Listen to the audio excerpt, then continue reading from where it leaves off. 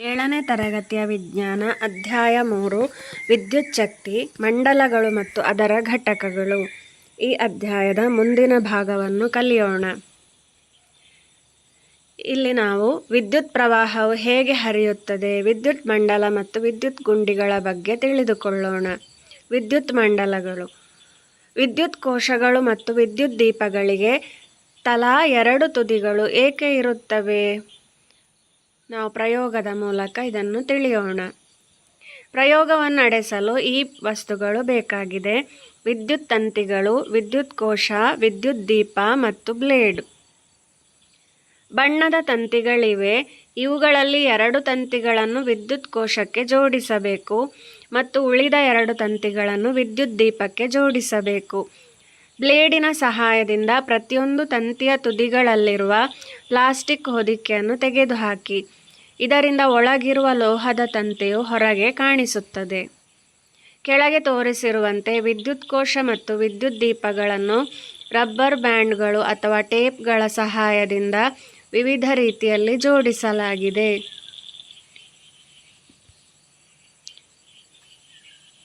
ಯಾವ ಜೋಡಣೆಯಲ್ಲಿ ದೀಪ ಹೊತ್ತಿಕೊಳ್ಳುತ್ತದೆ ಎಂದು ಹೇಳಿ.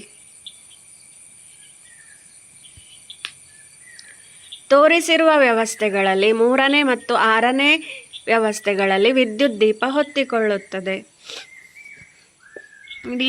ಇಲ್ಲಿ ತೋರಿಸಿರುವಂತಹ ಚಿತ್ರದಲ್ಲಿ ವಿದ್ಯುತ್ ಬಲ್ಬ್ ಉರಿಯುತ್ತದೆ.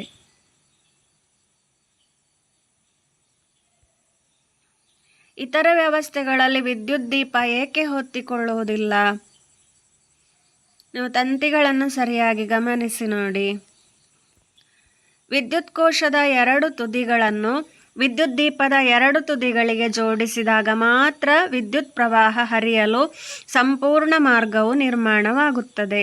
ಆಗ ಮಾತ್ರ ದೀಪ ಹೊತ್ತಿಕೊಳ್ಳುತ್ತದೆ. 1ನೇ ಚಿತ್ರದಲ್ಲಿ ವಿದ್ಯುತ್ ಹರಿಯಲು ಸಂಪೂರ್ಣವಾದ ಮಾರ್ಗವಿದೆ. 2ನೇ ಚಿತ್ರದಲ್ಲಿ ತಂತಿಯು ಸರಿಯಾಗಿ ಜೋಡಣೆಗೊಂಡಿಲ್ಲ ಅಥವಾ ತಂತಿಯು ತುಂಡಾಗಿದೆ. ಆಗ ವಿದ್ಯುತ್ ಹರಿಯಲು ಸಾಧ್ಯವಾಗುವುದಿಲ್ಲ. ಸಂಪೂರ್ಣ ಮಾರ್ಗವನ್ನು ವಿದ್ಯುತ್ ಪ್ರವಾಹ ಹರಿಯಲು ಹೇಗೆ ನಿರ್ಮಿಸಬಹುದು? ವಿದ್ಯುತ್ ಕೋಶದ 2 ತುದಿಗಳನ್ನು ವಿದ್ಯುತ್ ದೀಪದ 2 ತುದಿಗಳಿಗೆ ಜೋಡಿಸಿದಾಗ ಅವು ಸೇರಿ ಒಂದು ವಿದ್ಯುತ್ ಮಂಡಲವನ್ನು ರಚಿಸುತ್ತವೆ. ವಿದ್ಯುತ್ ಮಂಡಲವು ವಿದ್ಯುತ್ ಕೋಶದ ತುದಿಗಳ ನಡುವೆ ವಿದ್ಯುತ್ ಪ್ರವಾಹ ಹರಿಯಲು ಸಂಪೂರ್ಣ ಮಾರ್ಗವನ್ನು ಒದಗಿಸುತ್ತದೆ. ವಿದ್ಯುತ್ ಪ್ರವಾಹ ಎಂಬ ಪದವು ವಿದ್ಯುತ್ ಹರಿಯುವಿಕೆಯನ್ನು ಸೂಚಿಸುತ್ತದೆ. ವಿದ್ಯುತ್ ಮಂಡಲದಲ್ಲಿ ವಿದ್ಯುತ್ ಪ್ರವಾಹ ಇದ್ದಾಗ ಮಾತ್ರ ವಿದ್ಯುತ್ ದೀಪ ಹೊತ್ತಿಕೊಳ್ಳುತ್ತದೆ. ವಿದ್ಯುತ್ ಮಂಡಲದಲ್ಲಿ ವಿದ್ಯುತ್ ಪ್ರವಾಹವು ವಿದ್ಯುತ್ ಕೋಶದ ಧನ ತುದಿಯಿಂದ ಋಣ ತುದಿಯ ಕಡೆಗೆ ಹರಿಯುತ್ತದೆ. ನೀವು ಬಾಣದ ಗುರುತುಗಳನ್ನು ನೋಡಿ.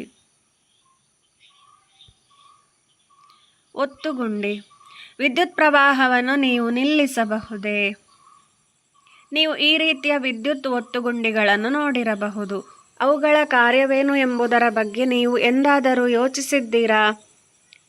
ನಾವೀಗ ಒಂದು ಮಾದರಿ ಸ್ವಿಚ್ ಅನ್ನು ತಯಾರಿಸಿ ಅದು ಹೇಗೆ ಕಾರ್ಯನಿರ್ವಹಿಸುತ್ತದೆ ಎಂಬುದನ್ನು ತಿಳಿದುಕೊಳ್ಳೋಣ. ವಿದ್ಯುತ್ ಒತ್ತುಗುಂಡಿಯನ್ನು ತಯಾರಿಸುವುದು.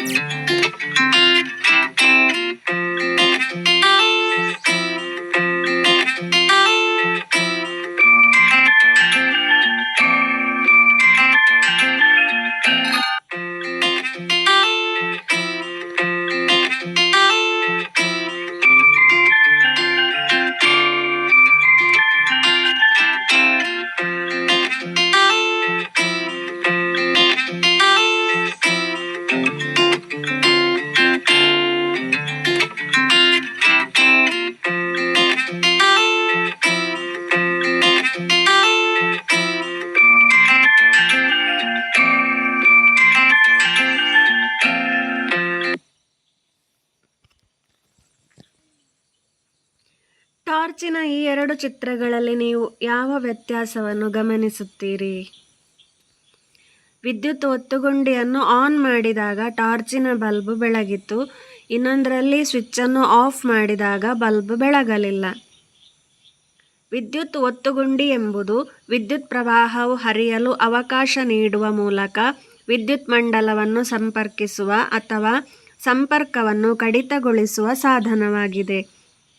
ವಿದ್ಯುತ್ ಒತ್ತುಗುಂಡಿಯನ್ನು ಆನ್ ಮಾಡಿದಾಗ ಅದು ಮುಚ್ಚಿದ ವಿದ್ಯುತ್ ಮಂಡಲವನ್ನು ರೂಪಿಸಿ ವಿದ್ಯುತ್ ಪ್ರವಾಹವು ಸಾಧನದ ಕಡೆಗೆ ಹರಿಯಲು ಅವಕಾಶ ನೀಡುತ್ತದೆ. ವಿದ್ಯುತ್ ಒತ್ತುಗುಂಡಿಯನ್ನು ಆಫ್ ಮಾಡಿದಾಗ ಅದು ತೆರೆದ ವಿದ್ಯುತ್ ಮಂಡಲವನ್ನು ರೂಪಿಸುತ್ತದೆ. ಆದ್ದರಿಂದ ವಿದ್ಯುತ್ ಪ್ರವಾಹವು ಸಾಧನದ ಕಡೆಗೆ ಹರಿಯಲು ಅವಕಾಶ ನೀಡುವುದಿಲ್ಲ. ವಿದ್ಯುತ್ ಒತ್ತುಗುಂಡಿಗಳು ಮತ್ತು ಇತರ ವಿದ್ಯುತ್ ಉಪಕರಣಗಳನ್ನು ಬಳಸುವಾಗ, ವಿಶೇಷವಾಗಿ ನಿಮ್ಮ ಕೈಗಳು ಒದ್ದೆಯಾಗಿರುವ ಸಂದರ್ಭದಲ್ಲಿ ಅತ್ಯಂತ ಎಚ್ಚರಿಕೆಯಿಂದ ನಿರ್ವಹಿಸಬೇಕು. ವಿದ್ಯುತ್ ಆಘಾತದಿಂದ ರಕ್ಷಿಸಿಕೊಳ್ಳಲು ರಬ್ಬರ್ ಕೈಗವಸು ಅಥವಾ ರಬ್ಬರ್ ಚಪ್ಪಲಿಗಳಂತಹ ನಿರೋಧಕ ವಸ್ತುಗಳನ್ನು ಬಳಸಬೇಕು. ಕೆಳಗಿನ ಟಾರ್ಚಿನ ಚಿತ್ರವನ್ನು ಗಮನಿಸಿ ಮತ್ತು ಅದರ ಬಲ್ಬ್ ಹೇಗೆ ಬೆಳಗುತ್ತದೆ ಎಂಬುದನ್ನು ವಿವರಿಸಿ.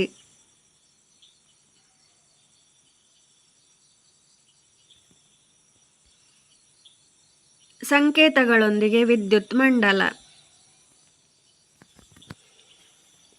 ಇಲ್ಲಿ ಎರಡು ವಿದ್ಯುತ್ ಮಂಡಲದ ಚಿತ್ರವೇ ಆಗಿದೆ.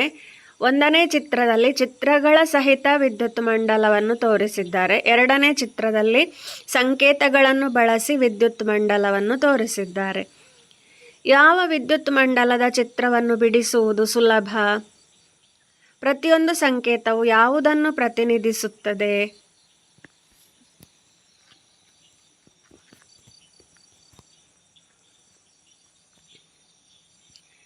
ಇಲ್ಲಿ ನೋಡಿ, ಬ್ಯಾಟರಿ, ಬಲ್ಬ್ ಮತ್ತು ಒತ್ತುಗುಂಡಿಯ ಸಂಕೇತಗಳನ್ನು ಬಳಸಿ ವಿದ್ಯುತ್ ಮಂಡಲವನ್ನು ರಚಿಸಲಾಗಿದೆ. ಸಂಕೇತಗಳೊಂದಿಗೆ ಒತ್ತುಗುಂಡಿ. ಒಂದನೇ ಚಿತ್ರದಲ್ಲಿರುವುದು ಸಂಪರ್ಕರಹಿತ ಒತ್ತುಗುಂಡಿ, ಅಂದರೆ ಆಫ್ ಆಗಿದೆ. ಇಲ್ಲಿ ಎರಡನೇ ಚಿತ್ರದಲ್ಲಿರುವಂಥದ್ದು ಸಂಪರ್ಕ ಸಹಿತ ಒತ್ತುಗುಂಡಿ. ಇಲ್ಲಿ ಆನ್ ಆಗಿದೆ. ವಿದ್ಯುತ್ ಮಂಡಲದಲ್ಲಿ ವಿದ್ಯುತ್ ಹರಿಯುತ್ತದೆ. ಎರಡನೇ ಚಿತ್ರದಲ್ಲಿ ವಿದ್ಯುತ್ ಘಟಕಗಳು ನೋಡಿ, ಪ್ರತಿಯೊಂದು ವಿದ್ಯುತ್ತಿನ ಘಟಕಗಳು ಹಾಗೂ ಅವುಗಳ ಸಂಕೇತಗಳನ್ನು ಗಮನಿಸಿ. ಬಲ್ಬ್, ವಾಹಕ ತಂತಿಗಳು, ಸಂಪರ್ಕರಹಿತ ಒತ್ತುಗುಂಡಿ ಅಂದರೆ ಆಫ್ ಆಗಿದೆ. ಈಗ ಇಲ್ಲಿ ಸಂಪರ್ಕ ಸಹಿತ ಒತ್ತುಗುಂಡಿ, ಆನ್ ಆಗಿರುವಂತಹ ಸ್ವಿಚ್ಚಿನ ಸಂಕೇತ. ವಿದ್ಯುತ್ ಕೋಶ. ವಿದ್ಯುತ್ ಕೋಶದ ಸಂಕೇತ. ಇಲ್ಲಿ ಒಂದು ಉದ್ದ ಗೆರೆ ಧನ ತುದಿಯನ್ನು ಸೂಚಿಸುತ್ತದೆ, ಚಿಕ್ಕ ಗೆರೆ ಋಣ ತುದಿಯನ್ನು ಸೂಚಿಸುತ್ತದೆ. ನಾವು ವಿದ್ಯುತ್ ಮಂಡಲಗಳನ್ನು ನಿರ್ಮಿಸಲು ಬಳಸುತ್ತಿರುವ ವಾಹಕ ತಂತಿಗಳು ತಾಮ್ರ, ಸತು, ಚಿನ್ನ ಅಥವಾ ಬೆಳ್ಳಿಯಂತಹ ಲೋಹಗಳಿಂದ ಮಾಡಲ್ಪಟ್ಟಿರುತ್ತವೆ. ಹಾಗಾಗಿ ವಿದ್ಯುತ್ ಮಂಡಲಗಳಲ್ಲಿ ಬಲ್ಬ್ ಮತ್ತು ವಿದ್ಯುತ್ ಕೋಶವನ್ನು ಸಂಪರ್ಕಿಸಲು ಹತ್ತಿಯ ದಾರಗಳು ಅಥವಾ ರಬ್ಬರ್ ಬ್ಯಾಂಡ್ಗಳಂತಹ ವಸ್ತುಗಳನ್ನು ಬಳಸಬಹುದೇ? ಸಾಧ್ಯವಿಲ್ಲ ಅಲ್ಲವೇ? ಹತ್ತಿ ಮತ್ತು ರಬ್ಬರ್ನಂತಹ ವಸ್ತುಗಳು ವಿದ್ಯುತ್ ಪ್ರವಾಹವನ್ನು ತಮ್ಮ ಮೂಲಕ ಹರಿಯಲು ಅವಕಾಶ ನೀಡುವುದಿಲ್ಲ. ಬಲ್ಬ್ ಬೆಳಗಲು ಸಾಧ್ಯವಿರದ ಕಾರಣ ಈ ವಸ್ತುಗಳನ್ನು ವಿದ್ಯುತ್ ಮಂಡಲಗಳಲ್ಲಿ ಬಳಸಲು ಸಾಧ್ಯವಿಲ್ಲ. ಇಂತಹ ವಸ್ತುಗಳನ್ನು ನಿರೋಧಕಗಳು ಎಂದು ಕರೆಯಲಾಗುತ್ತದೆ. ತಮ್ಮ ಮೂಲಕ ಸರಾಗವಾಗಿ ವಿದ್ಯುತ್ತನ್ನು ಪ್ರವಹಿಸಲು ಬಿಡುವ ವಸ್ತುಗಳನ್ನು ವಾಹಕಗಳು ಎಂದು ಕರೆಯಲಾಗುತ್ತದೆ. ವಿದ್ಯುತ್ ಪ್ರವಾಹವು ಅವುಗಳ ಮೂಲಕ ಹರಿದು ಅದಕ್ಕೆ ಸಂಪರ್ಕಗೊಂಡಿರುವ ಸಾಧನವನ್ನು ತಲುಪಲು ಇವುಗಳನ್ನು ವಿದ್ಯುತ್ ಮಂಡಲಗಳಲ್ಲಿ ಬಳಸಲಾಗುತ್ತದೆ. ಉದಾಹರಣೆಗೆ ತಾಮ್ರದ ತಂತಿಗಳು. ತಾಮ್ರ, ಸತು, ಚಿನ್ನ, ಬೆಳ್ಳಿಯಂತಹ ಲೋಹಗಳು ವಾಹಕಗಳಿಗೆ ಉದಾಹರಣೆಗಳಾಗಿವೆ. ಕೆಳಗಿನ ಕೋಷ್ಟಕದಲ್ಲಿ ಕೆಲವು ವಸ್ತುಗಳ ಪಟ್ಟಿ ಹಾಗೂ ಆ ವಸ್ತುವು ಮಾಡಲ್ಪಟ್ಟ ಸಾಮಗ್ರಿ ವಿವರವನ್ನು ನೀಡಲಾಗಿದೆ. ಇಲ್ಲಿ ನೀವು ಬಲ್ಬ್ ಬೆಳಗುವುದೇ ಇಲ್ಲವೇ ಎಂದು ಹೇಳಬೇಕು. ನೋಡಿ, ಕೀಲಿಯು ಲೋಹದಿಂದ ಮಾಡಲ್ಪಟ್ಟಿದೆ.